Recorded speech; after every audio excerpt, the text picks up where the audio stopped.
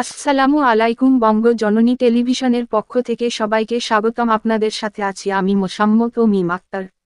বোচাগঞ্জ দিনাজপুর থেকে নিজস্ব সংবাদদাতা মোহাম্মদ শামসুল আলম জানিয়েছেন, বোচাগঞ্জ উপজেলার ৫ নং ছাতইল ইউনিয়নের বগুলাখাড়ি শ্মশান ঘাট থেকে মঙ্গলবার মৎস্য শিকারী অরুণ চন্দ্রের লাশ উদ্ধার করেছে থানা পুলিশ।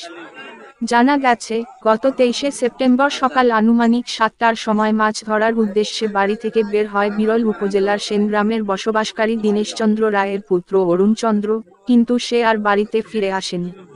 গতকাল ২৪শে সেপ্টেম্বর মঙ্গলবার সকাল আনুমানিক ১০টার সময় বগুলাখাড়ির পানিতে তার লাশ ভেসে থাকতে দেখে এলাকাবাসী থানায় খবর দেয়। থানার এসআই স্বপন ও এসআই মোহাম্মদ মানিকুল ইসলাম ঘটনাস্থলে এসে লাশ উদ্ধার করে। এলাকাবাসী জানিয়েছে, অরুণ চন্দ্র নিয়মিত মাছ শিকার করে জীবিকা নির্বাহ করতেন।